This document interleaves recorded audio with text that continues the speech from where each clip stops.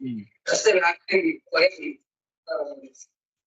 तस्य व्याप्तिम् असाधारणं भवन्तं गुणपूर्णः अहं दोषपूर्णः सः दूरः अहं दोषरहितः सः सर्वज्ञः अहं अन्धः सः सर्वशक्तः परन्तु अहम् अल्पशक्तः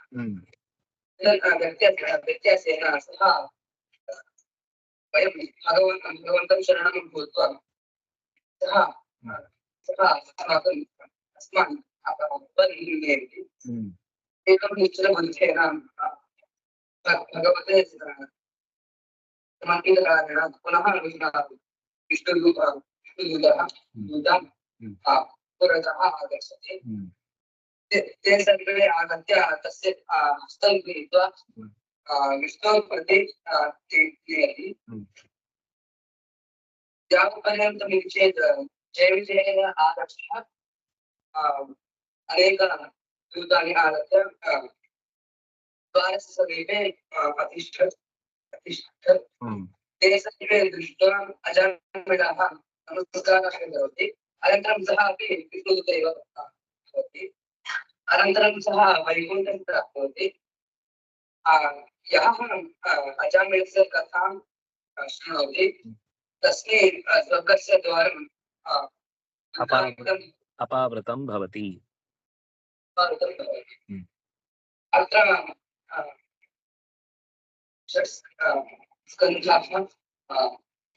स्कन्धस्य द्वितीयोऽध्यायः समाप्यते। ॐ जन्माद्यस्य यतोऽन्वयादितरतुश्चार्थेऽन्वयम् ब्रह्मणि मुह्यन्ति सूरयः तेन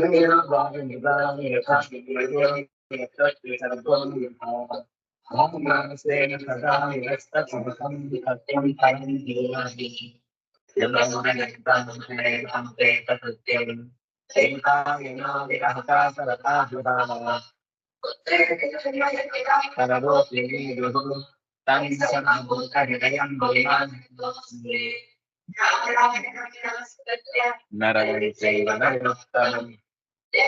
सरस्वती व्यासं ततो जयमुदीरयन्तु सतां।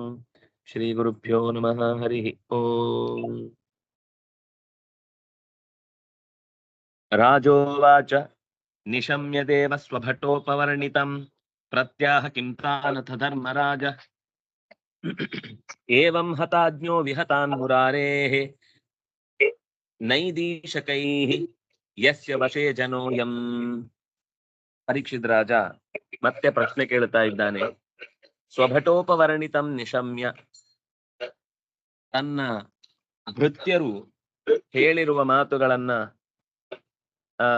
ಕೇಳಿ, ಅಂದ್ರೆ ಅಜಾಮಿಲ ವೃತ್ತಾಂತವನ್ನ ಕೇಳಿ ಧರ್ಮರಾಜ ಅಂದ್ರೆ ಯಮಧರ್ಮ ಅದಕ್ಕೆ ಹೇಗೆ ಪ್ರತಿಕ್ರಿಯಿಸಿದ ಅಂದ್ರೆ ಒಂಥರ ಸಿಸ್ಟಮ್ ನಲ್ಲಿ ಅವಮಾನ ಆದ ಹಾಗಲ್ಲ, ಪ್ರತಿಷ್ಠೆ. ನಾವು ಹೋಗಿ ಎಲ್ಲ ಕೆಲಸ ಮಾಡ್ಲಿಕ್ಕೆ ಹೋದಾಗ ನಮ್ಮನ್ನು ಹಿಂದೆ ಕಳಿಸಿದ್ರು, ಅವ್ರಿಗೇನು ನೋಡ್ಬಿಡ್ಬೇಕು ಅವ್ರನ್ನೊಂದ್ಸಲ ಅಂತ. ನಮ್ಮಲ್ಲಾದ್ರೆ ಈ ಸಂಸ್ಥೆಯಿಂದ ಆ ಸಂಸ್ಥೆಯವ್ರು ಏನಾದ್ರು ಒಂದು ಹೇಳಿ ಕಳಿಸಿದ್ರು ಅಂತಂದ್ರೆ ಅದೇನು ಅವ್ರಿಗಿಂತ ಮೊದ್ಲು ನಮ್ ಸಂಸ್ಥೆ ಪ್ರತಿಷ್ಠೆ ಆಗಿದ್ದು, ನಾವು ಅದಕ್ಕಿಂತ ದೊಡ್ಡವ್ರು, ಅವ್ರು ಹೇಳಿದ್ ನಡಿಬೇಕು, ನಾವ್ ಹೇಳಿದ್ ನಡಿಬೇಕು ಅಂತ ಗಲಾಟೆ ಆಗ್ತಿತ್ತು.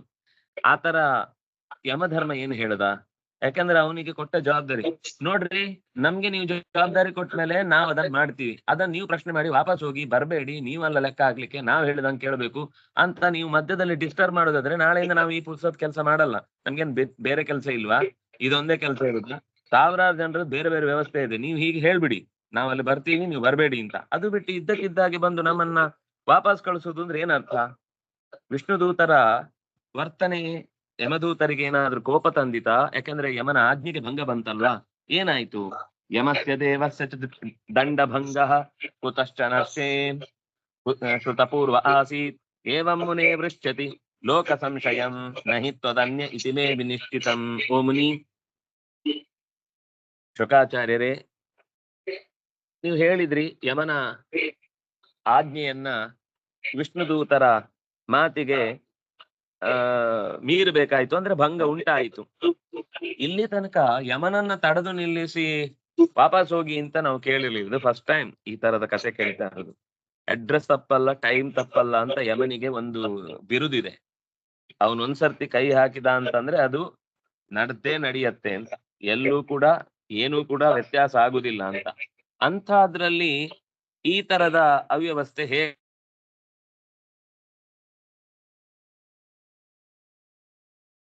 ಅನ್ನೋದನ್ನ ಕೇಳ್ತಾನೆ. ಲೋಕಕ್ಕೆ ಈ ಸಂಶಯ ಬರುತ್ತೆ, ಇದನ್ನ ನೀವೇ ಪರಿಹಾರ ಮಾಡಬೇಕು, ಬೇರೆಯವರಿಗೆ ಈ ತರದ ಸರಿಯಾದ ಉತ್ತರ ಸಿಗುದು ಕಷ್ಟ, ಅದ್ನಾಗ ನೀವೇ ಹೇಳಬೇಕು ಅಂತ ಆ ಪರೀಕ್ಷಿತ್ ರಾಜ ಶುಕಾಚಾರ್ಯರನ್ನ ಪ್ರಶ್ನೆ ಮಾಡ್ತಾನೆ. ಶುಕಾಚಾರ್ಯರು ಬಾದರಾಯಣಿರುವಾಚ, ಅವ್ರಿಗೆ ಇನ್ನೊಂದು ಹೆಸರದು, ಬಾದರಾಯಣನ ಮಗ ಆದ್ರಿಂದ ಬಾದರಾಯಣಿ ಅಂತ ಆ ಹೆಸರು ಬರುತ್ತೆ. ಭಗವತ್ ಪುರುಷೈರಾಜನ್ ಯಾಮ್ಯ ಪ್ರತಿಹತೋದ್ಯಮಾ ಪತಿಂ ವಿಜ್ಞಾಪಯಾಮಾಸು ಯಮಂ ಸಂಯಮನೀಪತಿಂ. ಸಂಯಮನೀಪತಿ ಅಂತ ಅವನನ್ನ ಕರೆಯುವುದು, ಯಾಕೆಂದ್ರೆ ಆ ಊರಿನ ಹೆಸರದು, ಯಮ ಇರುವ ಊರಿನ ಹೆಸರು ಸಂಯಮನಿ ಅಂತ. ಶುಕಮುನಿಗಳು ಹೇಳ್ತಾರೆ, ಓ ರಾಜನೇ, ಯಮ ದೂತರು ಬಂದು ಯಮನ ಹತ್ರ ಯಾಮ್ಯಾಹ ಪ್ರತಿಹತ ಉದ್ಯಮಾಹ, ಅವರ ಉದ್ಯಮ ಪ್ರತಿಹತ ಆಯ್ತು, ತಡೆ ಒಡ್ಡಿತು, ಅವರಿಗೆ ತಮ್ಮ ಕಾರ್ಯಭಾರ ನಡೆಸಲಿಕ್ಕೆ ತೊಂದರೆ ಆಯ್ತು. ಹೋಗಿ ಸೀದಾ ವಿಷ್ಣುದೂತನಿಂದ ಆದ ಅಡ್ಡಿಯ ಬಗ್ಗೆ ಪ್ರಭುವಿನಲ್ಲಿ ನರಕಾಧಿಪತಿಯಾಗಿ ಸಂಯಮನೀಪುರದ ಒಡೆಯನಾದಂತಹ ಯಮನಲ್ಲಿ ಹೀಗೆ ಅರಿಕೆ ಮಾಡಿಕೊಂಡ್ರು. ಏನಾಯ್ತು ಅನ್ನೋದನ್ನು ಹೇಳಿದ್ರು. ಯಮದೂತರು ಪ್ರತಿಯಾಗಿ ಉತ್ತರ ಕೊಡ್ತಾ ಇದ್ರು ಏನಾಯ್ತು ಅಂತ. ಕತಿ ಸಂತೀಹ ಶಾಸ್ತಾರೋ ಜೀವಲೋಕಸ್ಯ ವೈ ಪ್ರಭೋ ತ್ರೈವಿದ್ಯಂ ಕುರುವತಃ ಕರ್ಮ ಫಲಾಭಿವ್ಯಕ್ತಿ ಹೇತವ. ನಮ್ಗೊಂದ್ ಸರಿಯಾದ ನಿರ್ದೇಶ ಕೊಟ್ಟು ಕಳಿಸಿ, ನಾಳೆಯಿಂದ ನಮ್ಗೆ ಅಲ್ಲಿ ಹೋಗಿ ಅವ್ರ ಹತ್ರ ಎಲ್ಲ ಮುಖಕ್ಕೆ ಅನ್ನಿಸ್ಕೊಳ್ಲಿಕ್ಕೆ ಇಷ್ಟ ಇಲ್ಲ. ನೀವು ನಮ್ಮ ಹತ್ರ ಆಗ್ಬೇಕಾದ ಕೆಲಸ ಹೇಳಿ, ನಮ್ಮ ಹತ್ರ ಆಗದ ಕೆಲಸ ಆದ್ರೆ ಬಿಟ್ಬಿಡಿ. ಕತಿ ಸಂತೀಹ ಶಾಸ್ತಾರ ಜೀವಲೋಕಸ್ಯ ವೈ ಪ್ರಭೋ, ನಾವೆಲ್ಲ ನಿಮ್ಮನ್ನೇ ಪ್ರಭುಗಳು ಅಂತ ಅನ್ಕೊಂಡಿದ್ವಿ, ನೀವು ಹೊರತು ಈ ವಿಷಯದಲ್ಲಿ ಬೇರೆ ಯಾರೂ ನಿಮ್ಮನ್ನ ಅಡ್ಡಗಾಲು ಹಾಕುವುದಿಲ್ಲ ಅಂತ ನಮಗೊಂದು ವಿಶ್ವಾಸ ಇತ್ತು. ನಮಗೊಂದು ಇವತ್ತು ಸತ್ಯ ಹೇಳಿ, ಈ ಜೀವಲೋಕಸ್ಯ ಶಾಸ್ತಾರ ಕತಿ ಸಂತಿ, 100 ಜನ 100 ತಲೆಮಾರಿ ಈ ಅಡಿಗೆಗೆ 5 ಜನ ಬಂದ್ರೆ ಖಂಡಿತ ಯಾರು ಊಟ ಮಾಡ್ಲಿಕ್ಕೆ ಆಗಲ್ಲ. ಅವನು ಉಪ್ಪು ಹಾಕು, ಇವನು ಉಪ್ಪು ಹಾಕು, ಅವನು ಖಾರ ಹಾಕು, ಇವನು ಖಾರ ಹಾಕು, ಅವನು ಬೇಯಿಸು, ಇವನು ಹೋಳಾಕು, ಕೊನೆಗೆ ಏನಾಯ್ತು ಒಂದ್ ಮಾತೇ ಇದೆ, ಹಲವು ಜನ ಮಾಡಿದ ಅಡಿಗೆ ಉಣ್ಲಿಕ್ಕಾಗಲ್ಲ ಅಂತ. ಹಾಗಾಗಿ ಈ ಜಗತ್ತಿನಲ್ಲಿ ಯಾರ ಮಾತು ಕೇಳ್ಬೇಕು, ಯಾರ ಮಾತು ಕೇಳ್ಬೇಕು, ಯಾವಾಗ ಕೇಳ್ಬೇಕು. ಆಮೇಲೆ ಅದೇನು ವಾರ್ಡನ್ ಬೆಳಿಗ್ಗೆ 8ರಿಂದ 15 ಮಧ್ಯಾಹ್ನ 12 ತನಕ ಇವ್ರು, 12ರಿಂದ ಸಂಜೆ 5 ತನಕ ಅವರು, 5ರಿಂದ ರಾತ್ರಿ 10 ಗಂಟೆ ತನಕ ಇವ್ರು. ಅಲ್ಲಿ ಅವ್ರವ್ರ ಹತ್ರ ಕೇಳ್ಕೊಂಡು ಹೋಗ್ಬೇಕು. ಅವ್ರ ಹತ್ರ ಹೇಳುವಾಗ ನಾನು ಅವ್ರ ಹತ್ರ ಕೇಳಿದ್ದೇನೆ ಅದಕ್ಕೆ ಹೋಗಿದ್ದೇನೆ, ಇವ್ರ ಹತ್ರ ಕೇಳಿದ್ರೆ ನಾನು ಅವ್ರ ಹತ್ರ ಕೇಳಿದ್ದೇನೆ ಹೋಗಿದ್ದೇನೆ ಅಂತ. ಹೀಗೆ ಜೀವನ ಯಾರ ಹತ್ರ ಕೇಳಿ ಹೋಗ್ತಾ ಇದ್ದಾರೆ ಜಗತ್ತಿನಲ್ಲಿ ಜೀವ ತೆಗೆದುಕೊಂಡು ಹೋಗೋರು ಯಾರು? ಎಲ್ಲ ವಾರ್ಡನ್ಗಳ ಹತ್ರನು ಕೇಳಿ ಹೋಗಿದ್ದೇನೆ ಅಂತ ಹೇಳ್ಬಿಡುದು. ಎಲ್ಲ ವಾರ್ಡನ್ಗಳು ಮಾತಾಡಲ್ಲ, ಯಾಕಂದ್ರೆ ಅವ್ರವ್ರಿಗೆ ಗೊತ್ತು, ಇವ್ರು ಕಂಡ್ರೆ ಅವ್ರಿಗೆ ಆಗಲ್ಲ, ಅವ್ರು ಕಂಡ್ರೆ ಇವ್ರಿಗೆ ಆಗಲ್ಲ. ಮಕ್ಕಳ ಭಾರಿ ಬುದ್ಧಿವಂತರು ಇರ್ತಾರೆ. ಹೀಗೆ ಜೀವಲೋಕಸ್ಯ ಶಾಸ್ತಾರಹಕ್ಕೆ ಯಾರಿದ್ದಾರೆ ಇಲ್ಲಿ ಶಾಸ್ತ್ರಗಳು, ನಿಜವಾಗಿ ಆ ಆಣತಿಯನ್ನ ಕೊಟ್ಟು ನಡೆಯನ್ನ ನಡೆಸೋರು ಯಾರು? ಯಾಕೆಂದ್ರೆ ಜನರಲ್ಲಿ 3 ತರದ ಫಲಗಳನ್ನ ಉಣ್ಣುವಂತಹ ಸ್ಥಿತಿ ಇದೆ, ಪಾಪ, ಪುಣ್ಯ, ಮಿಶ್ರ. ಪಾಪ ಫಲ, ಪುಣ್ಯ ಫಲ, ಮಿಶ್ರ ಫಲ. ಹೀಗೆ ತ್ರೈವಿದ್ಯಂ ಕುರುವತಃ. ತ್ರೈವಿದ್ಯ ಅಂದ್ರೆ 3 ಫಲಗಳನ್ನು ಉಣ್ಣುವವರು. ವಿದ್ಯೆ ಅಂತ ಬಂದಾಗ ನಿಷ್ಕಾರಣವಾಗಿ ಮಾಡುವಂತದ್ದಿದೆ, ಸ್ವಲ್ಪ ಕಾರಣದಿಂದ ಮಾಡುವಂತಿದೆ, ಸಕಾರಣವಾಗಿಯೇ ಮಾಡುವಂತದ್ದಿದೆ. ಕರ್ಮ ಮಾಡುವಾಗ್ಲೂ ಹಾಗೆ, ಕರ್ತೃವಾಗಿ ಯೋಚಿಸುವಾಗ್ಲೂ ಹಾಗೆ. ಹೀಗೆ ಫಲಾಭಿವ್ಯಕ್ತಿ ಹೇತವಃ. ಲೋಕದಲ್ಲಿ 3 ಬಗೆಯ ಕರ್ಮವನ್ನ ಮಾಡುವಾಗ ಆ ಕರ್ಮಕ್ಕೆ ಫಲವನ್ನ ಅಭಿವ್ಯಕ್ತಿಗೊಳಿಸುವುದಕ್ಕೆ ಕಾರಣ ಪುರುಷರಾದ ಜೀವರ ಬಂದು ಹೋಗುವ ಎಲ್ಲ ಘಟನೆಗಳನ್ನ ನಿಯಂತ್ರಿಸುವ ನಿಯಂತ್ರಕರು ಎಷ್ಟು ಮಂದಿ ಇದ್ದಾರೆ? ಕತಿ ಸಂತಿ, ಎಷ್ಟಿದ್ದಾರೆ? ನಾನು ನಿಮ್ಮ ಮಾತು ಕೇಳ್ಕೊಂಡು ಹೋಗಿದ್ ಮಾರ್ರೆ, ಅಲ್ಲೋದ್ರೆ ಅವರು ತಗಿತಾರೆ. ಬೇಕಾದ್ರೆ ಹೋಗಿ ನೀವು ಯಮ ಭಟ್ರ ಹತ್ರ ಕೇಳ್ರಿ ಅಂತ ಅವ್ರು ವಾಪಸ್ ಜೋರ್ ಬೇರೆ ಮಾಡ್ತಾರೆ.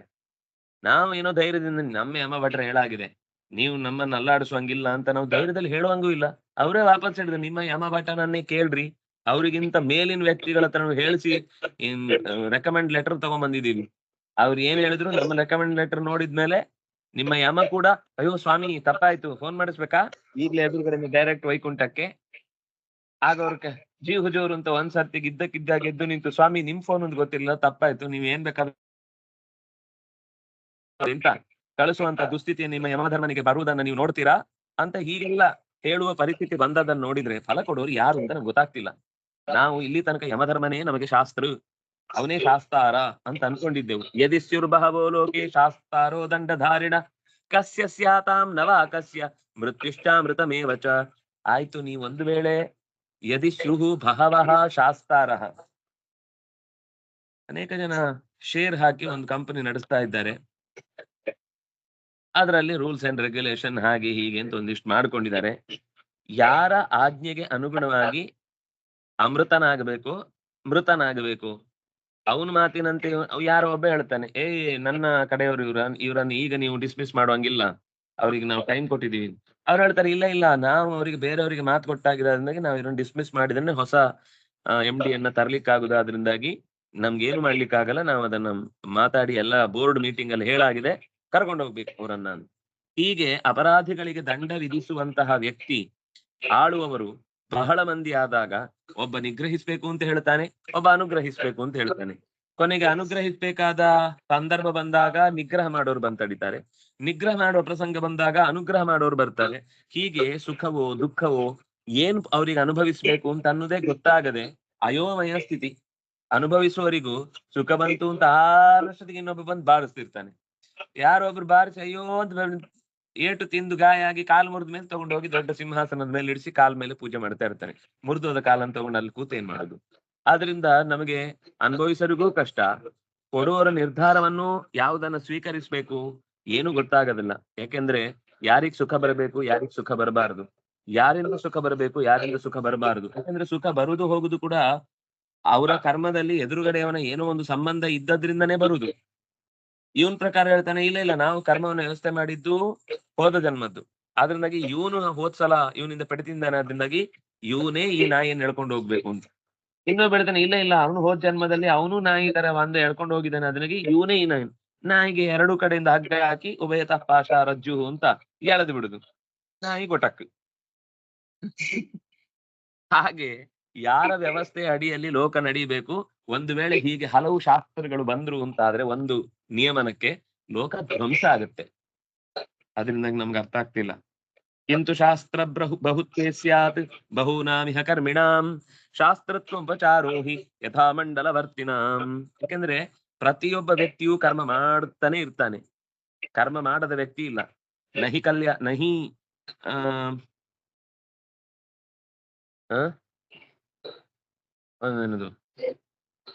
ನಹಿ ಕಶ್ಚಿತ್ ಕ್ಷಣಮಪಿ ಜಾತ ತಿಷ್ಠತಿ ಅಕರ್ಮಕೃತಿ. ಅಕರ್ಮಕೃತ ಆದವ ಇಲ್ಲ ಈ ಜಗತ್ತಿನಲ್ಲಿ, ನಿರಂತರ ಕರ್ಮಗಳನ್ನು ಮಾಡ್ತಾನೆ ಇರ್ತಾನೆ. ಹಾಗೆ ಕರ್ಮ ಮಾಡುವವರಿಗೆ ಶಾಸ್ತ್ರಗಳು ಇರ್ತಾರೆ.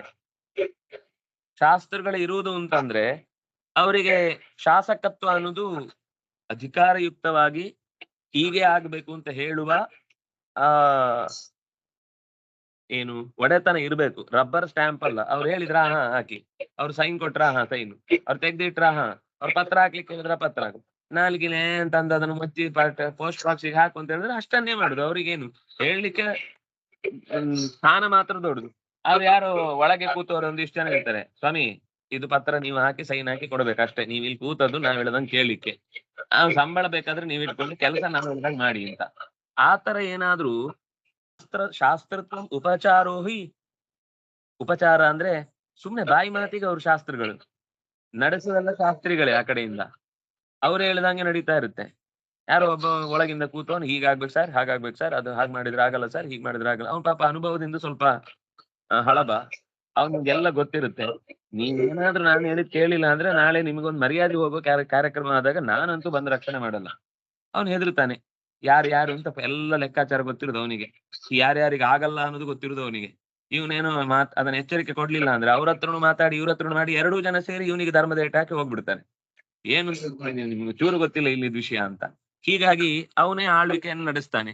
ಹಾಗಾಗಿ ಅಧಿಕಾರದ ಕ್ಷೇತ್ರ ಶಾಸಕತ್ವ ಅನ್ನೋದು ಮಂಡಲದ ಅಧಿಕಾರಿಗಳು ಅಂತ ಯಾರಿರ್ತಾರೋ ಮಂಡಲವರ್ತಿನ ಪ್ರತ್ಯೇಕವಾಗಿ ಚೂರು ಇರುತ್ತೆ, ಆದ್ರೆ ಚಕ್ರವರ್ತಿ ಎಲ್ಲವನ್ನು ನಡೆಸ್ತಾ ಇರ್ತಾನೆ.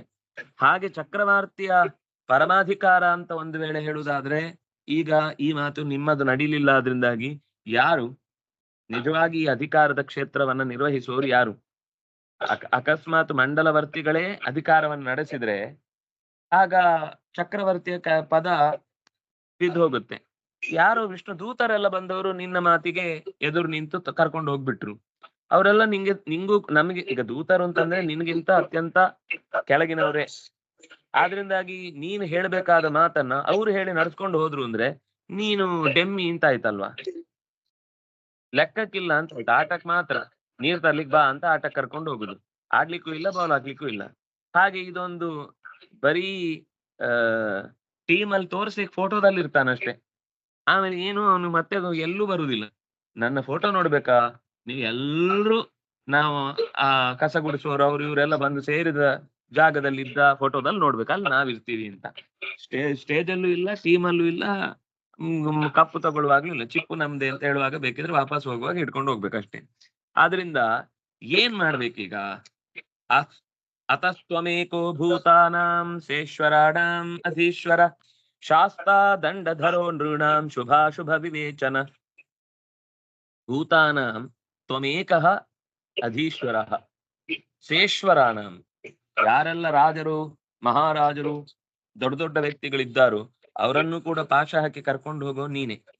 ಸೇಶ್ವರಾಣಾಂ, ದೊಡ್ಡ ದೊಡ್ಡ ಅಧಿಕಾರದ ಚಕ್ರವರ್ತಿಗಳ ಸ್ಥಾನದಲ್ಲಿರುವಂತಹ ಲೋಕಾಧಿಪತಿಗಳಲ್ಲೂ ಬಹಳ ಮಂದಿ ನಿನ್ನ ಆಧಿಪತ್ಯದಲ್ಲಿ ಅವರು ಕೆಲಸ ಮಾಡ್ತಾರೆ. ಹಾಗಾಗಿ ನೀನು ಶಾಸನ ಮಾಡುವವನು, ದಂಡಧರಃ ಶಿಕ್ಷೆ ಕೊಡುವವನು, ಶುಭಾಶುಭ ವಿವೇಚನಃ, ಇವನಲ್ಲಿ ಎಷ್ಟು ಶುಭ ಇದೆ ಅದಕ್ಕೇನು ಕರ್ಮ, ಅದಕ್ಕೇನು ಫಲ, ಇವನಲ್ಲಿ ಎಷ್ಟು ಅಶುಭ ಇದೆ ಆ ದುರಿತಕ್ಕೆ ಏನು ಫಲ, ಅಂದ್ರೆ ದುಃಖ, ಅದು ಹೇಗ್ ಕೊಡ್ಬೇಕು ಅಂತ ವಿವೇಚನೆ ಮಾಡುವ ಒಡೆತನ ನಿನಗಿದೆ. ಆದ್ರಿಂದಾಗಿ ನಿನ್ನ ಕೈಯಲ್ಲಿ ದಂಡ ಇರುವುದನ್ನ ಯಾರೂ ಕೂಡ ಕಸಿದುಕೊಂಡು ಬೇರೆಯವರು ಶಿಕ್ಷೆ ಕೊಡ್ಲಿಕ್ಕೆ ಸಾಧ್ಯ ಇಲ್ಲ. ಇದು ಹೇಗಾಯ್ತು?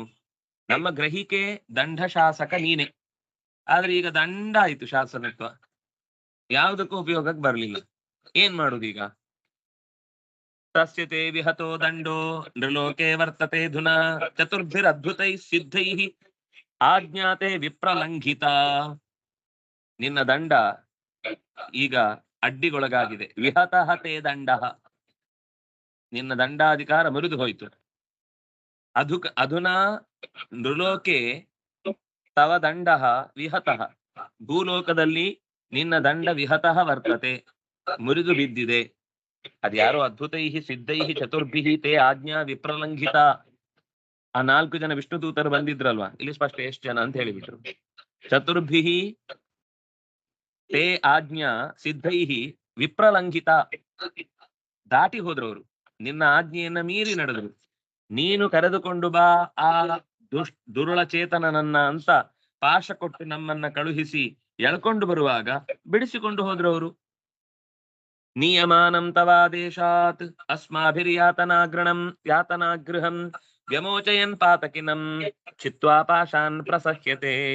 ನಿನ್ನಾಜ್ಞೆಯಂತೆ ಆ ಪಾಪಿಯನ್ನು ನರಕದ ಕೂಪದಲ್ಲಿ ಬೀಳಿಸಿ ಒದ್ದಾಡಿಸಬೇಕೆಂತ ನಾವು ಸಂಕಲ್ಪ ಮಾಡಿ ಹೊರಟಿದ್ದಾಗ ನಮ್ಮ ಕೈಯಿಂದ ಬಲಾತ್ಕಾರವಾಗಿ ವ್ಯಮೋಚಯನ್ ಪಾಶಾನ್ ಚಿತ್ವ, ನಾವು ಕೊರಳಿಗೆ ಹಾಕಿದ ಹಗ್ಗವನ್ನು ಕಡಿದು, ಇದು ನಮ್ಮ ಸುಪರ್ದಿಗೆ ಬರುವ ವಿಷಯ, ನೀವಿದ್ರಲ್ಲಿ ತರೆ ಹಾಕುವುದು ಬೇಕಿಲ್ಲ, ಬೇಕಿದ್ರೆ ನಿಮ್ಮ ಯಜಮಾನನನ್ನ ಕೇಳಿ ಬನ್ನಿ ಅಂತ ಇಷ್ಟು ದೃಢವಾಗಿ ಅವ್ರಿಗೆ ಚೂರು ಏನೋ ಕೆಲವೊಂದು ಸರ್ತಿ ಅಡ್ಜಸ್ಟ್ಮೆಂಟ್ ಆದ್ರೆ ಆಗ್ಲಿ, ಪಾಸ್ ಕಾರ್ಡ್ ತಗೊಂಡು ನೋಡಿ ನಾವು ಒಳಗ್ ಬೀಳುದಾದ್ರೆ ಹೋಗ್ಬಿಡೋಣ, ಅವ್ರನ್ನ ನೋಡುದೇ ಇಲ್ಲ, ಪಾಸ್ ಕಾರ್ಡ್ ಕೊಟ್ಟು ಕಣ್ಣಿನ ತನಕ ತೋರಿಸ್ಬಿಡುದು, ಹಿಂಗೆ ಇದು ಒಳಗೆ ಹೋಗ್ಲಿಕ್ಕಿರೋ ಕಾರ್ಡ್ ತಗೊಳ್ಳಿ ಅಂತ. ಅವ್ನ್ ಕಣ್ಣಿನ ಹತ್ರ ನೋಡುವಷ್ಟರೊಳಗೆ ವಾಪಸ್ ತೆಗೆದ ಆಯ್ತಲ್ಲ ಹೋಗೋಣ ಅಂತೇಳಿ ಅವ್ನು ಇನ್ನೊಮ್ಮೆ ಕೇಳಿದ್ರೆ ಪಕ ಯಾಕಂದ್ರೆ ಅದು ಯಾವ್ದೋ ಶಾಲೆಯಲ್ಲಿ 10 ವರ್ಷದ ಹಿಂದಿದ್ದು ಲೈಬ್ರರಿ ಕಾರ್ಡ್, ಅದು ತೋರಿಸಿದ್ದು ಈ ಪಕ್ಕ ಇಲ್ಲಿ ಒಳಗೆ ಹೋಗೋ ಕಾರ್ಡ್ ಅಂತ. ಹಾಗೆ ಯಾವುದೋ ವ್ಯವಸ್ಥೆಯನ್ನ ನಾವು ತೋರಿಸ್ಲಿಕ್ಕೆ ಹೋದ ಹಾಗೆ ಅವರು ಭಯ ಬಿದ್ದವರಲ್ಲ, ಆರಾಮವಾಗಿ ನಮ್ಮ ಕಾಶಗಳನ್ನ ಕಿತ್ತು ಅವನನ್ನ ಬಿಡುಗಡೆಗೊಳಿಸಿ ಬಲಾತ್ಕಾರದಿಂದ ಹೇಳ್ಕೊಂಡು ಹೋದ್ರು ಅವನನ್ನ, ಅಂದ್ರೆ ಅವನನ್ನ ಬಿಡಿಸಿದ್ರು. ತಾಂಸ್ತು ವೇದಿತುಮಿಚ್ಛಾಮಿ ಯದಿ ನೋ ಮನ್ಯಸೇ ಕ್ಷಮಂ ನಾರಾಯಣೇತ್ಯಭಿಹಿತೆ ಮಾಭೈಹಿ. ಇತ್ಯಾಯುರ್ಧೃತಂ. ನಮ್ಗೆ ಏನು ಅಂದ್ರೆ ತಿಳ್ಕೊಳ್ಬೇಕಾಗಿದೆ. ತಾಂಸ್ತು ವೇದಿತು ಇಚ್ಛಾಮಹ, ಅವರನ್ನು ನಾವು ಸರಿಯಾಗಿ ತಿಳ್ಕೊಳ್ಬೇಕು ಅಂತ ಬಯಸ್ತಾ ಇದ್ದೇವೆ. ಯದಿನೋ ಮನ್ಯಸೆ ಕ್ಷಮಂ, ನಮಗೆ ಆ ವಿಷಯ ಹೇಳ್ಬಹುದು ಅಂತಾದ್ರೆ ಮಾತ್ರ. ದೂತರ ಒಂದು ಒಳ್ಳೆಯ ಲಕ್ಷಣ. ಯದಿನೋ ಮನ್ಯಸೆ ಕ್ಷಮಂ, ಇದು ರಾ ಸಂಘಕ್ಕೆ ಸಂಬಂಧಿಸಿದ್ದು, ಒಳಗೆ ಒಳಗೆ ಇರುವ ನಡವಳಿಕೆ, ISI ಇದ್ದ ಹಾಗೆ ಅಥವಾ ರಾ ಇದ್ದ ಹಾಗೆ ಅಥವಾ ಇನ್ಯಾರು HPO ಇದ್ದ ಹಾಗೆ ಏನೋ ಒಂದು, ಇದು ಒಳಗಿನ ಸಂಘಟನೆ. ಅದನ್ನೆಲ್ಲ ನಾವು ಪ್ರಶ್ನೆ ಮಾಡುವಾಗಿಲ್ಲ, ನಿಮ್ಗೆಲ್ಲ ಅದು ಗೊತ್ತಾಗಲ್ಲ ಬಿಟ್ಬಿಡಿ ಅಂತ ನೀವೇನಾದ್ರೂ ಅದನ್ನ ನಮ್ಗೆ ತಿಳಿಸುವ ವಿಷಯ ಅಲ್ಲ ಆದ್ರೆ ಬಿಟ್ಬಿಡ್ತೇವೆ, ನಾವು ಏನು ಪ್ರಶ್ನೆ ಕೇಳಲ್ಲ. ಆದ್ರೆ ನಮ್ಮ ಕ್ಷಮಂ, ನಮಗದು ಕೇಳಿ ಅರಗಿಸಿಕೊಳ್ಳಿಕ್ಕಾಗುವಂತದ್ದು, ಅದು ಸೀಕ್ರೆಟ್ ಏನಲ್ಲ, ನಮಗೂ ಗೊತ್ತಾಗಬಹುದಾದ ಸಂಗತಿ ಅಂತಾಗಿದ್ರೆ ಹೇಳಿ, ನಾವು ತಿಳಿಲಿಕ್ಕೆ ಬಯಸ್ತೇವೆ. ನಾರಾಯಣ ಅಂತ ಆ ಪಾಪಿ ಉಚ್ಚಾರ ಮಾಡಿದ ತಕ್ಷಣನೇ ಹೆದರ್ಬೇಡ ಅಂತ ಎಷ್ಟು ವೇಗವಾಗಿ ಬಂದ್ರು ಅಂದ್ರೆ, ನಾವು ಎಷ್ಟು ಆರಾಮಾಗಿ ಹೋಗಿ ನಮ್ಮ ಕೆಲಸ ಮುಗಿಯಿತು ಅಂತ ಅನ್ಕೊಳ್ಳುವಷ್ಟರಲ್ಲಿ ಬಂದು ಎಲ್ಲ ಗಬ್ಬೆಬ್ಬಿಸಿ ಬಿಟ್ರು. ನಮ್ ಕೆಲಸ ಎಲ್ಲ ನಿಂತೇ ಹೋಯ್ತು, ಏನು ಮಾಡ್ಲಿಕ್ಕೆ ಆಗ್ಲಿಲ್ಲ. ಆಯಯುಹು ಧೃತಂ, ಅತ್ಯಂತ ವೇಗವಾಗಿ ಬಂದು ಮಾ ಭೈಹಿ, ಹೆದರದಿರಿ, ಹೆದರಬೇಡ, ನಿನಗೆ ನಾವಿದ್ದೇವೆ ಅಂತ ಭರವಸೆ ಸರಿಯಾದ ಸಮಯಕ್ಕೆ ಸಿನಿಮಾದಲ್ಲಿ ಬಂದು ತಕ್ಷಣ ತಾಳಿ ಕಟ್ಟುವಷ್ಟೊತ್ತಿಗೆ ಬಂದು ತಡೀತಾರಲ್ಲ ಹಂಗೆ. ಹಾಗೆ ಅವರ ಬಗ್ಗೆ ನನಗೆ ಸ್ವಲ್ಪ ತಿಳ್ಕೊಳ್ಬೇಕು. ಇಲ್ಲ ಅಂದ್ರೆ ಅಷ್ಟು ಧೈರ್ಯ ಹೇಗೆ, ಅಷ್ಟು ದೃಢತೆ ಹೇಗೆ, ಆ ವ್ಯಕ್ತಿತ್ವ ಅವರಲ್ಲಿ ಹೇಗ್ ಬಂತು, ನನಗೆ ಅದರ ಬಗ್ಗೆ ತಿಳ್ಕೊಳ್ಬೇಕು. ಶ್ರೀಶುಕ ಉವಾಚ ಇತಿ ದೇವಸ್ಸ ಆಪೃಷ್ಟಃ ಪ್ರಜಾ ಸಂಯಮನೋ ಯಮ ಪ್ರೀತಸ್ವದೂತಾನ್ ಪ್ರತ್ಯಾಹ ಸ್ಮರನ್ ಪಾದಾಂಬುಜಂ ಹರೇ. ಹರಿಯ ಚರಣ ಕಮಲಗಳ ನೆನೆದು ಯಮ ಅತ್ಯಂತ ಶ್ರದ್ಧೆಯಿಂದ ತನ್ನ ದೂತರನ್ನ ಕುರಿತು ಮಕ್ಕಳಿಗೆ ಪಾಠ ಹೇಳಿದ ಹಾಗೆ ಕೂತು, ಮಾಡಿದಷ್ಟು ಕೆಲಸ ಮಾಡಿ, ನಿಮ್ಗೆ ಯಾಕೆ ಅಧಿಕ ಪ್ರಸಂಗ, ಆಗ್ಲಿಲ್ಲ ಅಂದ್ರೆ ಬಿಟ್ಬಿಡಿ, ಅವ್ರು ಯಾರೋ ಬಂದ್ರು ಕರ್ಕೊಂಡು ಹೋದ್ರು, ಅವ್ರದ್ದು ಪಾಲು ಮುಗಿದೋಯ್ತು, ಇನ್ಯಾಕೆ ನಿಮ್ ಟೆನ್ಷನ್, ಬೇರೆ ಲೆಕ್ಕಾಚಾರ ಇದೆ, ಅಲ್ಲಿ ಸೈನ್ ಹಾಕಿ ಇನ್ಯಾರನ್ನು ಕರ್ಕೊಂಡು ಹೋಗ್ಲಿಕ್ಕಿದೆ, ಹೋಗ್ ಬನ್ನಿ ಅಂತ ಬೈಲಿಲ್ಲ. ಅಷ್ಟೇ ಪ್ರೀತಿಯಿಂದ ಅವ್ರು ಎಷ್ಟು ಜಿಜ್ಞಾಸೆಯಿಂದ ಕೇಳಿದ್ರೋ ಅಷ್ಟೇ ಪ್ರೀತಿಯಿಂದ ಆ ಪೃಷ್ಠ ಚೆನ್ನಾಗಿ ಕೇಳಿದ್ರು ಅವರು ದೂತರು. ಕೇಳುವುದರಲ್ಲಿ ಒಂದು ಚೂರು ಅವರಿಗೆ ಇವನ ಬಗ್ಗೆ ನೋಡಿ ನಿಮ್ಮ ಆಜ್ಞೆನೆ ಟುಸುಕ್ಕಾಯ್ತು, ಇನ್ನು ನೀವೆಂತದು ಅಂತ ಚುಚ್ಚಿ ಕೊಡ್ಲಿಲ್ಲ, ಅಥವಾ ನಿಮ್ಮನ್ನ ನಂಬ್ಕೊಂಡು ನಮ್ಮ ಅವಸ್ಥೆ ಹೀಗಾಗೋಯ್ತಲ್ಲ ಅಂತ ತಾವು ಬೇಜಾರು ಪಡ್ಲಿಲ್ಲ.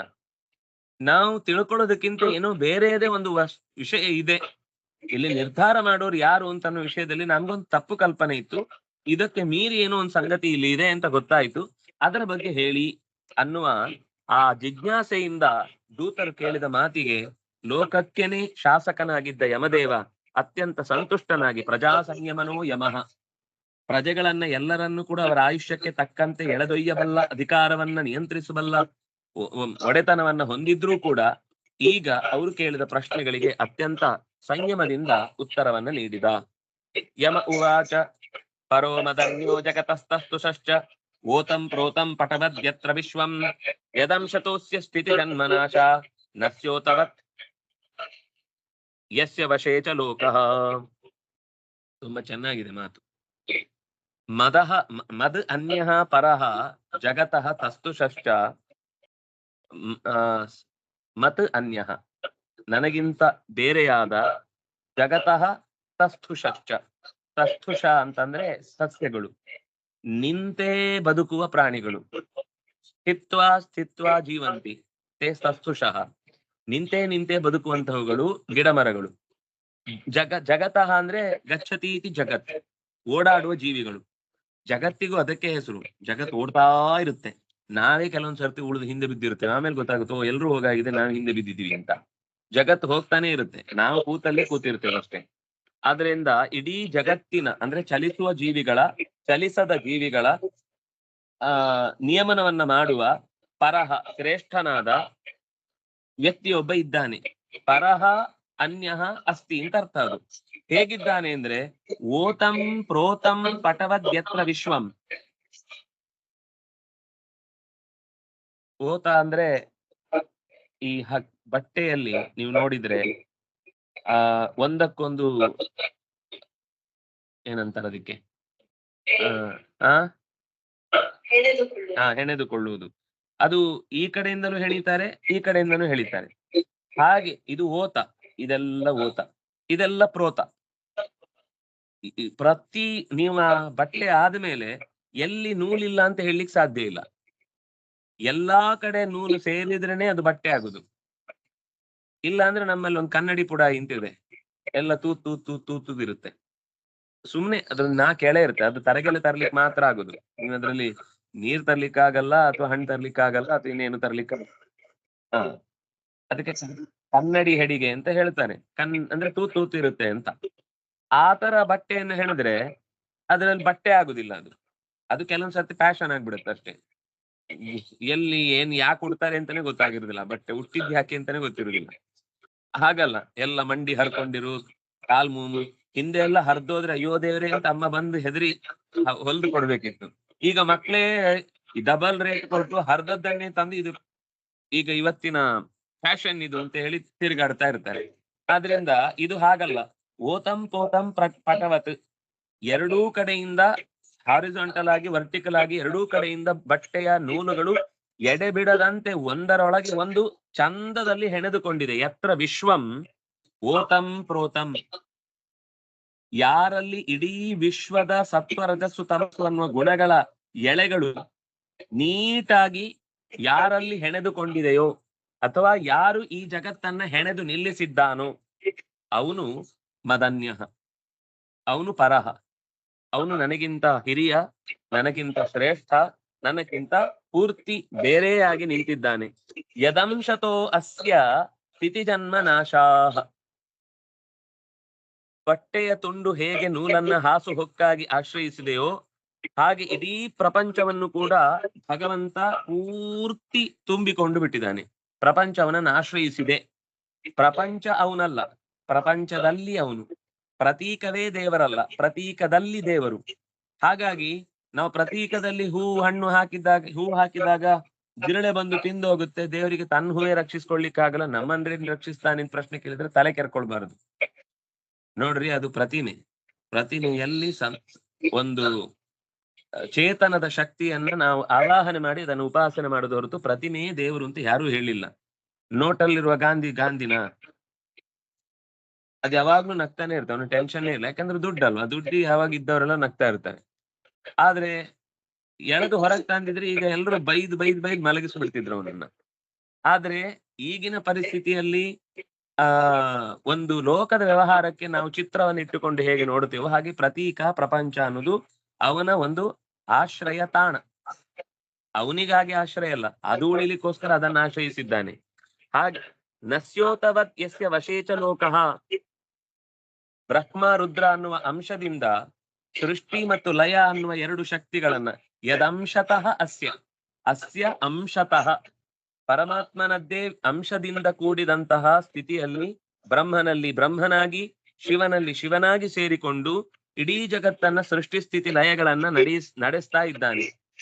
ಒಂದೇ ಒಂದು ಮಾತಲ್ಲಿ ಹೇಳ್ತಾರೆ, ನಸಿ ಓತವತ್ ಯಸ್ಯ ವಶೇಸು ಲೋಕಃ. ನಸಿ ಅಂದ್ರೆ ನಸ್ ಅಂದ್ರೆ ಮೂಗುದಾರ ಹಾಕಿದಂತೆ ಇಡೀ ಜಗತ್ತು ಅವನ ಕೈವಶವಾಗಿದೆ. ಜಗತ್ತಿನಲ್ಲಿ ಏನೆಲ್ಲ ಜೀವಜಾತಗಳು, ದೇವತಾ ಸಮೂಹಗಳು ಇದೆಯೋ ಇಡೀ ಜಗತ್ತು ಮೂಗುದಾರ ಹಾಕಲ್ಪಟ್ಟ ಗೂಳಿಯ ಹಾಗೆ ಅವನ ವಶದಲ್ಲಿ ಇದೆ. ನಸಿ ಓತವತ್, ಮೂಗಿಗೆ ದಾರ ಹಾಕಿದ ಗೂಳಿಯಂತೆ ಅವನ ವಶದಲ್ಲಿ ಜಗತ್ತು ನೆಲೆಸಿದೆ. ಆದ್ರಿಂದಾಗಿ ನಾವು ದಂಡಧರ ಹೌದು, ಆದ್ರೆ ನನ್ನ ಮೂಗುದಾರ ಅವನ ಹತ್ರ ಇದೆ. ಸೃಷ್ಟಿಕರ್ತ ಒಬ್ಬ ಇದ್ದಾನೆ ಚತುರ್ಮುಖ, ಆದ್ರೆ ಅವನ ಮೂಗುದಾರ ಪರಮಾತ್ಮನ ಹತ್ರ ಇದೆ. ಲಯಕರ್ತ ಒಬ್ಬ ಇದ್ದಾನೆ, ಆದ್ರೆ ಅವನ ಮೂಗುದಾರ ಒಬ್ಬನ ಹತ್ರ ಇದೆ. ಎಲ್ಲರ ಮೂಗುದಾರ ಯಾರತ್ರ ಇದೆಯೋ ಅವನು ಮದನ್ಯ ಪರಹ, ಇಡೀ ಜಗತ್ತಿನ ಎಲ್ಲದರ ಒಳಗೂ ಅಂಶನಾಗಿ ನಿಂತುಕೊಂಡು ನಿಯಂತ್ರಣ ಮಾಡುವಂತಹ ಪರಶಕ್ತಿ ಅದು ಅಂತ ಹೀಗೆ ಯಮ ಆ ಹುಡುಗರಿಗೆ ಅಂದ್ರೆ ದೂತರಿಗೆ ಆ ಭಗವಂತನ ಪರಿಚಯವನ್ನು ಮಾಡಿಕೊಡ್ತಾನೆ. ಇನ್ನೂ ಸುಂದರವಾದ ಮಾತುಗಳು ಮುಂದೆ ಬಂದಿದೆ, ಅದನ್ನು ಮತ್ತೆ ನಾಳೆಯ ಚಿಂತನೆಯಲ್ಲಿ ಅನುಸಂಧಾನ ಮಾಡೋಣ ಅಂತ ಹೇಳ್ತಾ, ಕಾಯೇನ ವಾಚಾ ಮನಸೇಂದ್ರಿಯೈರ್ವ ಬುದ್ಧಿ ಕರೋಮಿ ಯದ್ಯತ್ ಸಕಲಂ ಪರಸ್ಮೈ ನಾರಾಯಣೇತಿ ಸಮರ್ಪಯಾಮಿ. ತಪಸ್ವಿನೋ ದಾನಪರಾಯ ತಸ್ಮಿನೋ मनस्विनामन्तविभस्तु मङ्गलम् क्षेमं तस्मै सुभद्रस्तवसे नमः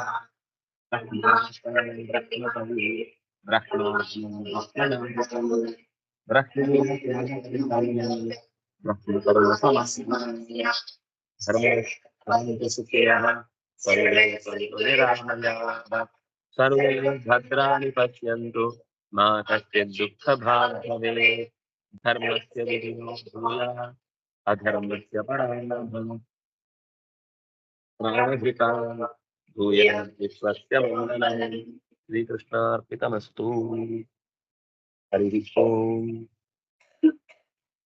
राम राम